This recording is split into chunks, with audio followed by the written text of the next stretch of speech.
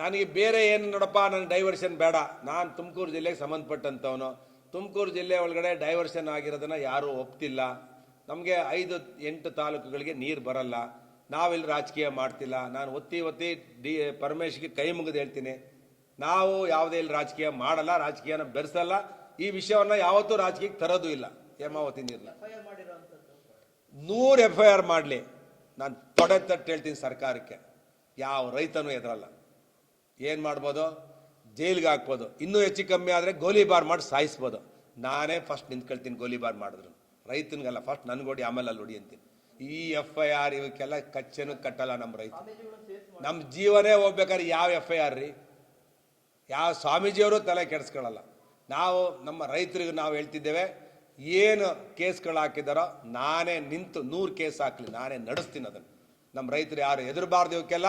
ಈ ಹೆದರಿಕೆನೆಲ್ಲ ಸರ್ಕಾರಗಳು ಮಾಡ್ತವೆ. ಯಾವ್ಯಾವ ಸರ್ಕಾರಗಳು ಇರ್ತಾವೆ ಅವನ್ನ ರೈತರ ಮೇಲೆ ಸವಾರಿ ಮಾಡ್ತವೆ. ಇವರಿಗೆಲ್ಲ ಪಾಠ ಕಲಿಸ್ತಾರೆ ಜನ. ನಾನು ಹೇಳಿದ್ದೀನಿ, ಆನೆ ನಡೆದಿದೆ ದಾರಿ ಆಗಬಾರ್ದು, ಅಂಕುಶ ಆಗ್ತಾನೆ ರೈತ ಅಂತೇಳಿ. ಅಂಕುಶ ನೆಕ್ಸ್ಟ್ ಚುನಾವಣೆಗಳಲ್ಲಿ ಗೊತ್ತಾಗುತ್ತೆ ಕಾಂಗ್ರೆಸ್ಗೆ.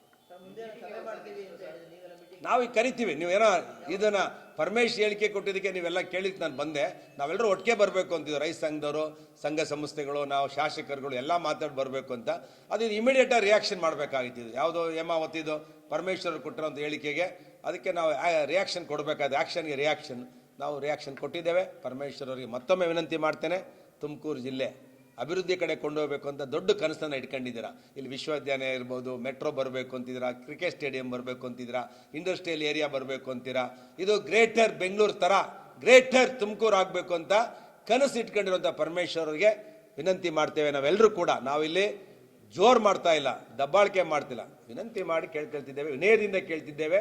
ತುಮಕೂರು ಜಿಲ್ಲೆಯ ಜನರ ಪರವಾಗಿ ನಾವು ಪ್ರಾರ್ಥನೆ ಮಾಡ್ತೇವೆ. ರಾಮನಗರ ಜಿಲ್ಲೆಗೆ ನೀರು ಕೊಡೋದಕ್ಕೆ ಕಡಿವಾಣ ಹಾಕಿ ಕ್ಯಾಬಿನೆಟ್ ಅಲ್ಲಿ ನಿರ್ಣಯ ಮಾಡಬೇಕು, ನೆಕ್ಸ್ಟ್ ಕ್ಯಾಬಿನೆಟ್ ಅಂತ ವಿನಂತಿ ಮಾಡ್ತೇನೆ. ಧನ್ಯವಾದ.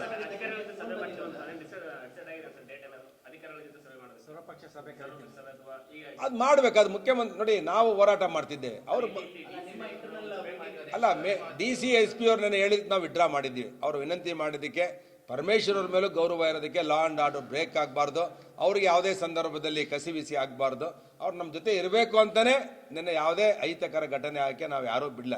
ಕೊನೆಯಲ್ಲಿ ಏನೋ ಚಿಕ್ಕ ಪುಟ್ಟದಾಗಿದೆ, ರೈತರುಗಳು ಆಕ್ರೋಶವಾಗಿ, ಅದು ಸಾಮಾನ್ಯವಾಗಿ ಆಗುತ್ತೆ. ನಾನು ಅದನ್ನು ರೈತರು ಮಾಡಿದ ತಪ್ಪು ಅಂತಲೂ ಕೂಡ ಹೇಳಲ್ಲ.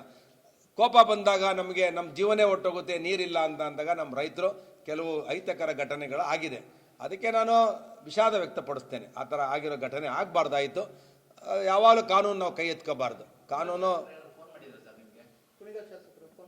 ಇಲ್ಲ, ಏನಿಲ್ಲ. ಕುಣಿಗಲ್ ಶಾಸಕರಿಗೆ ನಾನು ಕುಣಿಗಲ್ ನೀರು ಕೊಡಬಾರ್ದು ಅಂತೇನು ಹೇಳ್ತಿಲ್ವಲ್ಲ. ವೆರಿ ಕ್ಲಿಯರ್ ನೋಡ್ರಿ. ನನಗೆ ಜನ್ಮ ಕೊಟ್ಟಿದ್ದಂಥದ್ದು, ನನಗೆ ಜನ್ಮಭೂಮಿ ಆದರೆ ಕರ್ಮಭೂಮಿ ತುಮಕೂರು ಗ್ರಾಮಾಂತರ, ತುಮಕೂರು ಜಿಲ್ಲೆ.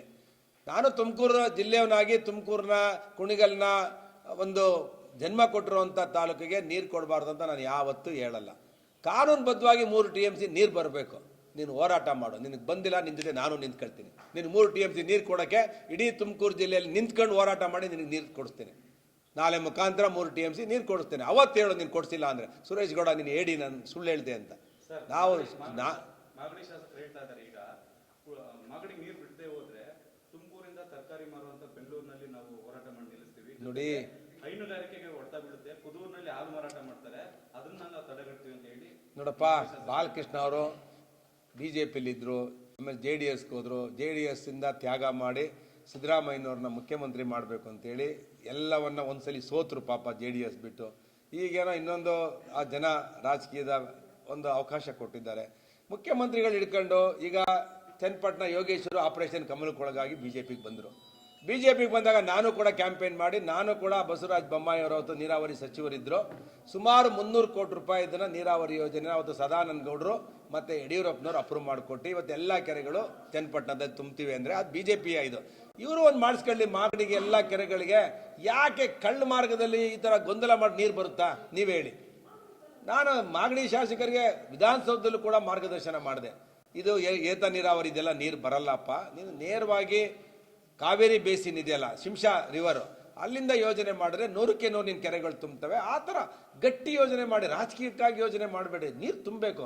ಇವತ್ತು ಚನ್ನಪಟ್ಟಣ ಕೆರೆಗಳು ತುಂಬ್ತಾ ಇದೆಯಾ ಇಲ್ವಾ? ಯಾಕೆ ತುಂಬ್ತಿದೆ ಅಂದರೆ Kaveri is a perennial river.